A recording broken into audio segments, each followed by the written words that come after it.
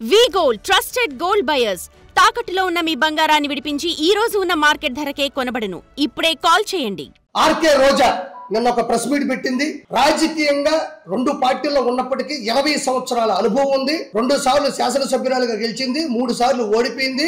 ఆమె ఏపీడబ్ల్యూసీ చైర్మన్ గా పనిచేసింది, టూరిజం కల్చర్ అండ్ క్రీడా శాఖ మంత్రిగా పనిచేసింది. ఆవిడ మహిళా అధ్యక్షురాలుగా కూడా పనిచేసింది. ఆవిడ మాట్లాడే భాష, నేనంటే తాడు బొంగరం లేనోడిని, నేను రాజకీయాల్లోకి కొన్ని సంవత్సరాల క్రితం వచ్చినోడిని. ఆవిడ ఇప్పటి ఆవిడ కాదు, ఆవిడ నాయకురాలు, మళ్ళీ ఆవిడ సేవకురాలు, ఆవిడ మళ్ళీ శ్రామికురాలు, మళ్ళీ ఆవిడ అమాయకురాలు. ఒకసారి ఆవిడ ఏం మాట్లాడుతుందో ఒకసారి విందాం. ఎన్డీఏ అంటే నేషనల్ డెమోక్రటిక్ అలయన్స్. నోరు జరగట్లే కట్టో దేవుడి దేవుళ్ళ అలయన్స్ అనింది, ఏలియన్స్ అల్లా. నేను ఒకటే చెప్తున్నా ఆర్కే రోజాకి, నీకు నోరు తిరగదు, నువ్వు నగిరీలు తిరగవు. ఈవిడేం మాట్లాడుతూ ఇంకొకసారి వినండి.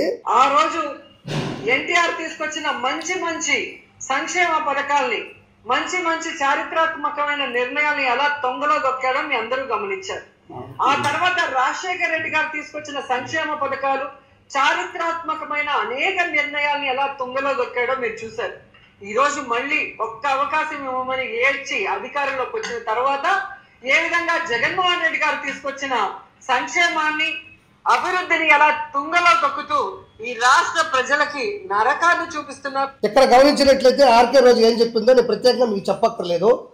ఆర్కే రోజు అంటుంది ఎన్టీఆర్ గారికి సంబంధించినటువంటి పథకాలు ఆపేశాడు అంటుంది. అదేవిధంగా జగన్మోహన్ రెడ్డి గారు ఇచ్చినటువంటి సంక్షేమ పథకాలు ఆపేసి ఈ రోజు జనాల్ని రోడ్డు మీద పడేశాడు అంటుంది. జగన్మోహన్ రెడ్డి ప్రవేశపెట్టినటువంటి పథకాల లిస్టు చూడండి అయ్యా. ఇది జగన్మోహన్ రెడ్డి ప్రజలకు ఇచ్చినటువంటి నవరత్నాలు. ఒకసారి దీన్ని జూమ్ చేసుకోండి. ఇవి ఏంటంటే ఇక్కడ గమనించినట్లయితే ఎంజాయ్ విత్ గంజాయి, గంజాయిని ప్రజల్లోకి విద్యార్థుల్ని ఎలా చెడగొట్టాడు ప్రత్యేకంగా చెప్పనక్కర్లేదు. నవరత్నాలు ఇదొకటి. బ్యాటిల్ విత్ బాటిల్, ఆ బాటిల్ తో ఎలాంటి యుద్ధాలు చేశారు ప్రత్యేకంగా చెప్పనక్కర్లేదు. వీధికో స్విమ్మింగ్ పూల్, రోడ్ల మీద ఎలాంటి ఇబ్బందులు పడ్డారు, ఎలాగ నీళ్లు చెరువుల్లో పారాయని ప్రత్యేకంగా చెప్పనక్కర్లేదు. స్విమ్మింగ్ పూల్స్ ఎదిరిస్తే వేసేస్తా.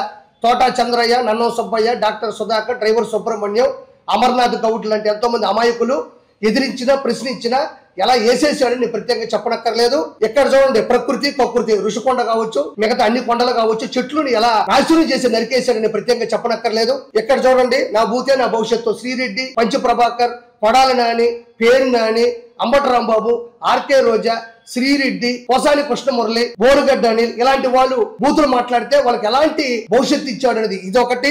పాన్ ఇండియా ప్యాలెస్ లు, మీకు యలహంక ప్యాలెస్ కావచ్చు, లేకపోతే లోటస్ పాండ్ ప్యాలెస్ కావచ్చు, లేకపోతే తాడేపల్లి ప్యాలెస్ కావచ్చు, ప్రతి జిల్లాకి కూడా ఎకరాని కేవలం 1000 రూపాయలకి లీజు రాయించుకొని, లీజు రాసుకొని కోట్ల రూపాయల ప్రజల డబ్బుతో ప్రభుత్వ స్థలాల్లో పార్టీ కార్యాలయాలు కట్టుకున్నాడని ప్రత్యేకంగా చెప్పనక్కర్లేదు. ఇవి పాన్ ఇండియా ప్యాలెస్లు. ఇక్కడ చూడండి, భార్య ముద్దు తల్లి చెల్లి వద్దు, ఇదేం బూతు కాదండి. భార్య ముద్దు తల్లి చెల్లి వద్దు. తల్లి చెల్లిని రోడ్డు మీద ఎలా పడేశాడు, పసుపు చీర కట్టుకుందని ఎలా కామెంట్లు పెట్టించాడు, మార్పింగ్ ఫోటోలు ఎలా పెట్టించాడు, పుట్టుకల గురించి ఎలా తప్పుడు ప్రచారాలు చేపించాడు, సొంత తల్లి మీద ఎలాంటి కేసులు పెట్టించాడు అని ప్రత్యేకంగా చెప్పనక్కర్లేదు. రెండోది బాయ్ బాబాయ్, బాయ్ బాబాయ్, బాబాయిని శుద్ధంగా ఉన్నాడు ఆయన. తండ్రి తర్వాత తండ్రి లాంటి వాడు. ఆయన రాజకీయ అనుభవం ఉంది. కొత్తగా పార్టీ పెట్టినప్పుడు ఇలాంటి పద్ధతులు కరెక్ట్ కాదు అని చెప్పిన బాబాయిని బాయ్ చెప్పేశాడు. ఈ రోజు ఆ బాబాయ్ లేడు. కాబట్టి జగన్మోహన్ రెడ్డి ప్రవేశపెట్టేటువంటి నవరత్నాలు ఇవి. ఈ నవరత్నాల వల్ల జనాలు నవరత్నం ఆయిల్ ప్యాకెట్ ఉంది కదా, అది పూసుకొని మర్దం చేపించుకున్నారు ఆ రోజులు. ఈ నవరత్నాల్ని చంద్రబాబు నాయుడు గారు ప్రవేశపెట్టమంటావా? వీటిని చంద్రబాబు నాయుడు గారు ఎందుకు ప్రవేశపెడతారు ఆర్కే రోజా? ఈ ప్రవేశపెట్టే కదా మనం 151 5 పోయినాయి. వీళ్ళకెందుకు కడుపు మండిపోతుంది అంటే, ఇప్పుడు మన ఊర్లో చూస్తుంటాం, పక్కింటోడు దిగితే ఈ పక్కోడు ఏడిసి వస్తుంటాడు, కావాలంటే చేతబడి చేసేదాన్ని కూడా సిద్ధపడతాడు. చంద్రబాబు నాయుడు గారు వచ్చి రాగానే అన్నా క్యాంటీన్లు, దాదాపు 200 అన్నా క్యాంటీన్లు 5 రూపాయలకే కేవలం మంచి భోజనం ఈ రోజు అందిస్తున్నాడు. మెగా డిఎస్సి ప్రవేశపెట్టాడు, పోస్టులు భర్తీ చేశారు. హంద్రీనీవా జనాలు చివరికి కుప్పం వరకు కూడా రాయలసీమ అంతా నీళ్లు పారుతా ఉన్నాయి. తల్లికి వందనం కావచ్చు, స్త్రీ శక్తి కావచ్చు, అన్నదాత సుఖీభావ కావచ్చు, ఏది ప్రవేశపెట్టా. మొన్న ఆటో వాళ్ళకి సూపర్ 6 లో భాగం కాకపోయినా వెంటనే వచ్చి 15,000 ఇచ్చాడు. వాళ్ళు అన్నారుగా, నీకు 15,000, నీకు 15,000, నీకు 15,000. ఆటో వాళ్ళ దగ్గరికి వెళ్ళి అడగండి, ఇప్పుడు చెప్తారు మీరు, నీకు 15,000, నీకు 15,000, నీకు 15,000 పడ్డా లేదు. ఇప్పుడు మీరు అడగండి. అంటే ఎందుకంటానంటే సూపర్ 6 లో భాగంగా అన్ని అమలవుతున్నాయి. సంబంధం లేని పనులు కూడా చేసి పెడుతున్నారు. ఈ రోజు పిఆర్ కూడా ప్రవేశపెట్టారు. ఆర్కే రోజా చెప్పకనే చెప్పింది, ఎన్డీఏ అంటే నారావారి డిస్టిలరీస్ అడ్మినిస్ట్రేషన్ అంట. అసలు రోజా అంటే తెలుసా మీకు? రోజా అంటే రోజు జాగారం. ఎందుకంటే ఇంత ముందున్నటువంటి ఆవిడికి ప్రోటోకాల్ లేదు. ఇంత ముందున్నట్టు అభిమానులు లేరు, ఇంత ముందున్నట్టు వెనక ముందు కారులు లేవు, ఇంత ముందున్నట్టు తలసరి ఆదాయం లేదు, ఇంత ముందున్నట్టు తిరుమల టికెట్లు లేవు అమ్ముకోవడానికి, ఇంత ముందున్నట్టు దందాలు దౌర్జన్యాలు అవినీతి అక్రమాలు చేసే పరిస్థితి లేదు. కాబట్టి ఆవిడకి నిద్రపెట్టి సావట్లే. రోజా అంటే రోజు జాగారం, రోజా. సరే ఇంగ్లీష్లోకి వెళ్ళిపోతాం సార్. ఎన్డి అంటే అనేది కదా, నారావారి డిస్టరీస్ అడ్మినిస్ట్రేషన్ అని. రోజా ROJA ఎప్పుడు చెప్తూ ఉంటుంది. రోజా ఏమంటది? రోజా అంటే ROJA. ఆర్ అంటే రేపు, ఓ అంటే వచ్చేది, జే అంటే జగనన్న, ఏ అంటే అధికారం. రేపు వచ్చేది జగనన్న అధికారం. రోజా జాగారం, రేపు వచ్చేది జగనన్న అధికారం. మనం చెప్పిన ఆ పదానికి ఒక అర్థం ఉండాలి, వాళ్ళ క్యారెక్టర్ కూడా అది సమానం అయి ఉండాలి. రేపు వచ్చేది జగనన్న అధికారం. నేను అందుకే రోజా చాలాసార్లు చెప్పా, ఒక దుండు, ఒక దుప్పటి, ఒక సాపా కొనుక్కో, పొడుకో, కప్పుకో, 3:30కో కలొస్తుంది. కల్లో అన్నొచ్చేస్తాడు, అన్నట్టు అన్నొచ్చేస్తాడు. నువ్వు మళ్ళీ మంత్రి అవుతావు. ఇండియాలో ఉండి ఇనుమంతా తీసుకొని చినుపు కంచెలు వేసుకున్న తాడేపల్లి ప్యాలెస్లోనే మీకు అసెంబ్లీ అదే, పార్లమెంట్ అదే, రాజ్యసభ అదే. మంచి కలగంటే జగన్మోహన్ రెడ్డి ఖచ్చితంగా సీఎం అవుతాడు. కానీ నిజ జీవితంలో నేను చెప్తున్నా, రాసి పెట్టుకోండి, నిజ జీవితంలో జగన్మోహన్ రెడ్డి సీఎంకి రాడు. నేను ఒకటే కోరుకుంటున్నా, మీ అందరినీ, మీ అన్నం తీసుకొని వచ్చి అసెంబ్లీలో వదిలిపెట్టండి. మా నాయన చిన్నప్పుడు స్కూలు పోతే 2 దెబ్బలు కొట్టి మా అమ్మ కానీ మా నాయన కానీ స్కూల్ పంపించేవాళ్ళు నన్ను. నేనే కొట్టమని చెప్పట్ల మిమ్మల్ని, అన్నం తీసుకొని వచ్చి అసెంబ్లీలో వదిలేసి వెళ్ళిపోమని కోరుకుంటున్నా. ఎందుకంటే పులివెందుల ప్రజలు కూడా ఆయన గెలిపించారు 1000 ఓట్ల మెజారిటీతో. పులివెందుల ప్రజలకు సంబంధించినటువంటి బాధలున్నా, ప్రశ్నలున్నా, ఏదన్నా మాట్లాడాల్సి వచ్చినా ఆయన మాట్లాడాల్సింది ఎక్కడంటే అసెంబ్లీలో మాట్లాడాలి. దయచేసి అన్నని అసెంబ్లీకి పంపించమని కోరుకుంటున్నా. మీరు అన్నని అసెంబ్లీకి పంపించే పరిస్థితిలో లేకపోతే మాట్లాడబాకండి. అన్నని అసెంబ్లీకి పంపించే, పులివెందుల పులి అంటారు కదా, పులి లాంటి మనిషి అయితే అసెంబ్లీలో ఉండమనండి. నిజంగా పులి అయితే అడవిలో ఉండమనండి. అడవిలో ఉంటాడా, అసెంబ్లీకి వస్తాడా?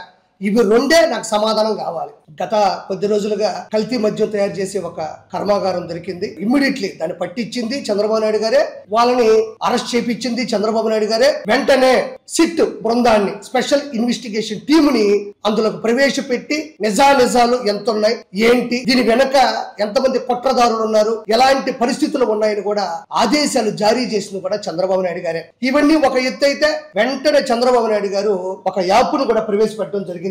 నకిలీ మద్యానికి చెక్ పెట్టేందుకు ఏపీ ఎక్సైజ్ సురక్ష యాప్. మీరు ఏ మద్యం కొనుగోలు చేసినా, అది బ్రాండీ అయినా, వోడ్కా అయినా, ఏదైనా కావచ్చు, మీరు ఏది తీసుకున్నా కూడా దానికి సంబంధించినటువంటి పుట్టు పూర్వత్రాలన్నీ కూడా ఈ యాప్ లో ఉంటాయి. ఈ యాప్ లోకి వెళ్ళిపోయి దాని మీద ఏదైతే QR కోడ్ ఉంటుందో, మనం తీసుకునేటువంటి మద్యం బాటిల్ మీద QR కోడ్ ఉంటుంది. దాన్ని మనం స్కాన్ చేసామనుకోండి, దాని నిల్వ, దాని MRP రేట్లు, ఎప్పుడు తయారు చేశారు, ఎక్కడి నుంచి వచ్చింది, మొత్తం కూడా డేటా అంతా కూడా ఆ QR కోడ్ స్కాన్ చేస్తే వస్తుంది. నాకు తెలిసి ప్రపంచ వ్యాప్తంగా దీనికి మంచి మన్నలు కూడా వస్తున్నాయి, తెలుగు వారు ఎక్కడున్నా కూడా. ఎందుకంటే తప్పు జరిగిన చోటే దాన్ని వెంటనే నిర్మూలించి, వెంటనే దానికి ఒక యాప్ తయారు చేపించి 1-2 రోజుల్లోనే దాని గురించి ప్రెస్ మీట్ పెట్టడం కూడా చంద్రబాబు నాయుడు గారు జరిగింది. మొదటి నుంచి కూడా ఈ గంజాయిని కావచ్చు, సారాయిని కావచ్చు, నాటు సారా కావచ్చు, ఈ కల్తీ మద్యాన్ని తయారు చేసింది, ప్రవేశపెట్టింది జగన్మోహన్ రెడ్డి. అంటే గతంలో 2019 నుంచి 2024 మధ్యన 35,000 మంది చనిపోయారు, ఆడవారి యొక్క పుస్తులు దిగాయి. అదే విధంగా 35 లక్షల మందికి వాళ్ళ ఆరోగ్యం కూడా ఇబ్బంది పడి ఆసుపత్రులు పాలయ్యారు. అలాంటిది ప్రవేశపెట్టింది, చేసింది జగన్మోహన్ రెడ్డి ఆ రోజుల్లో.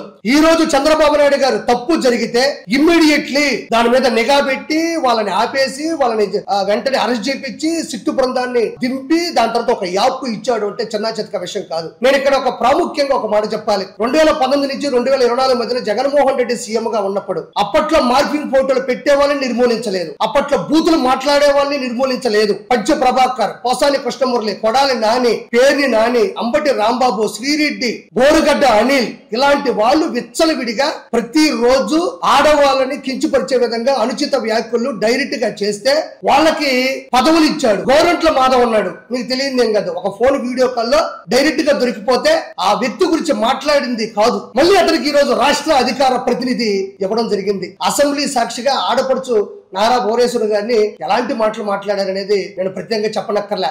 వాళ్ళ మీద కూడా వేటేయలేదు, వాళ్ళు తిట్టింది లేదు, మందలిచ్చింది లేదు. అదే చంద్రబాబు నాయుడు గారు ఈ రోజు ఈ 16 నెలల్లో ఎంత మంది మీద సస్పెన్షన్ జరిగింది అనేది నేను ప్రత్యేకంగా పేర్లు చెప్పక్కర్లేదు, మీ అందరికీ తెలుసు. మళ్ళీ రెస్పాన్సిబిలిటీ ఉండాలి, రెస్పాండ్ అవ్వాలి. ఏ నాయకుడికైనా ఉండాల్సింది రెండే. ఈ రోజు లిక్కర్ నకిలీ కర్మాగారం ఒకటి వెలుగులోకి వస్తే దాన్ని పట్టించింది చంద్రబాబు నాయుడు గారే, వాళ్ళు లోపల పంపించింది చంద్రబాబు నాయుడు గారే, సిట్టు పర్యవేక్షణ బృందాన్ని దింపింది, ఆదేశాలు జారీ చేసింది చంద్రబాబు నాయుడు గారే. చివరికి ఒక యాప్ మీరు ఏదంటే దాగిండి అనుకున్న వ్యక్తి అయితే లిక్కర్ స్కామ్ ద్వారా ఇలాంటి కల్తీ మద్యాన్ని అమ్మి ప్రజల ప్రాణాలతో ఆడుకోవాలి అని నారా చంద్రబాబు నాయుడు గారు అనుకుంటే ఈ యాప్ ని ప్రవేశపెట్టాల్సినటువంటి అవసరం చంద్రబాబు నాయుడు గారికి ఎందుకు వచ్చింది? ఇదొక్కటి చెప్పండి నాకు. ఒక మద్యం బాటిల్కి సంబంధించినటువంటి ప్రతి విషయం దీంట్లో పొందుపరుచు ఉంటుంది. మీరు ఆ రోజు ఓడిపోవడానికి ప్రధాన కారణం ఏదన్నా ఉంది అంటే నేను ఇప్పుడు చెప్పినటువంటి ఏదైతే నవరత్నాలు ఉన్నాయో ఆ నవరత్నాల్లోనే ఒక ఆణిముత్యం Jaganmohan Reddy Swathi Muthyam. For more videos like this, subscribe Big TV channel.